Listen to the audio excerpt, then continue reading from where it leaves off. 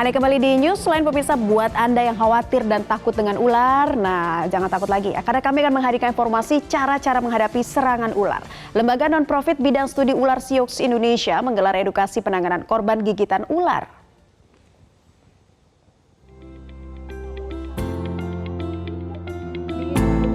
Ular, sosok hewan melata ini kerap ditakuti dan dianggap berbahaya.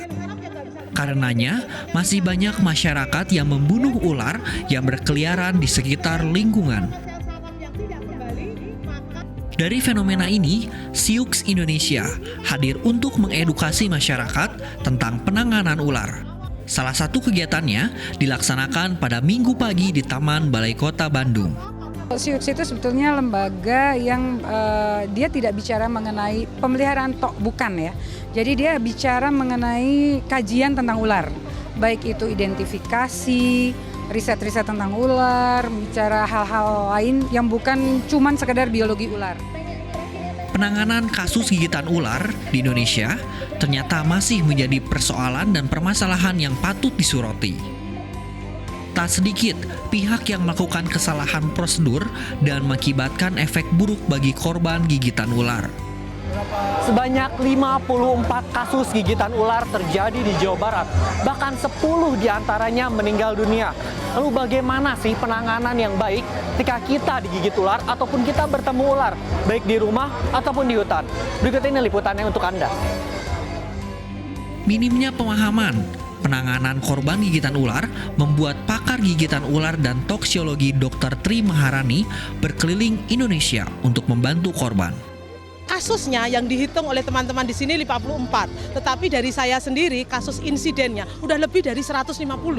Nah, jadi sebetulnya Jawa Barat ini sangat rawan terhadap gigitan ular dan kasus kematian yang tinggi akibat pemahaman first aid atau penanganan awal yang salah tadi.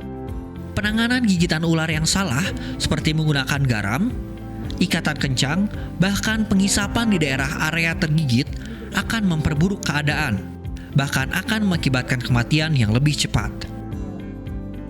Padahal, penanganan pertama korban gigitan ular adalah imobilisasi atau bagian tubuh tergigit dibuat tidak bergerak. Harus didiamkan ya Bu ya, jangan bergerak. Bukan cuma segini, bukan. Oke. Dari ujung jari sampai sendi tidak bergerak karena membuat ototnya tidak bergerak supaya kelenjar getah bening tidak mendrainasekan ke seluruh tubuh. Oke, berarti pertama kali ketika misalnya seseorang digigit ular, pennya dalam kondisi tidak bergerak ya Bu ya. Oke. Nah, kemudian kita pakai dua, kita ikat. Ini bisa pakai tali, bisa pakai kayak gini, bisa pakai jilbab, bisa pakai kain. Yang penting adalah menghubungkan dua bidai ini. Oke, mungkin kalau tidak ada bidai ini mungkin apapun yang berat kaku ya. Nanti akan saya tunjukkan kalau nggak punya apa-apa. Oke. Gitu ya. Ini kalau masih punya ada kain, ada kayu, ada bambu misalnya kita bisa pakai ini. Oke. Jadi pemirsa, selain ini bisa diganti juga dengan kayu ataupun bambu. Yang penting posisi kita itu tidak bergerak seperti ini. Jadi ini karena sudah tidak berhubungan dengan pembuluh darah, jadi kalau Mas Andro mau tangannya nggak begini tapi begini, nggak apa-apa. Oke, nggak apa-apa. Hubungannya dengan jantung. Kalau mau duduk, misalnya Mas Andro mau duduk, ini mau terletakkan gini, juga nggak apa-apa. Yang penting ini tidak bergerak tangannya. Oke, tangannya tidak bergerak. Baik. Ketika kita bertemu dengan hewan melata ini, juga tak perlu khawatir atau bahkan membunuhnya. Terdapat penanganan yang cukup sederhana yang bisa kita lakukan. Bukan ular, apapun ularnya, akangnya tidak boleh bergerak. Gitu. Oke, tidak boleh diam aja ya. Ya, teorinya adalah stop. Oke, stop. Jadi stop itu adalah akangnya tidak boleh bergerak. Iya, tidak bergerak. Iya, diam. Cukup diam. Nah, cukup diam gini aja nanti ularnya akan menghindar. Oke. Dan sambil berpikir bagaimana cara si ularnya kita alihkan jalannya. Jadi boleh pakai sapu. Pakai Kalau sapu. di rumah nih, pakai sapu boleh, gitu kan? Iya. Dipakai pengki boleh. Jadi disapu Yang penting aja. dihindarkan dari kita ya. Dihindarkan. Dan jarak hindarnya harus jauh ya. Oke, jadi seperti Kita ini kan mungkin panjang nih. Ya. tinggal langsung di gitu-gitu keluarnya. Asalkan jangan tidak membunuh ular ini ya, karena ini juga merupakan salah satu satwa yang ada di alam, Oh, gitu ya. kan? Oke, baik. Jadi begitu teman-teman semua, untuk ular jangan pernah membunuh ketika bertemunya.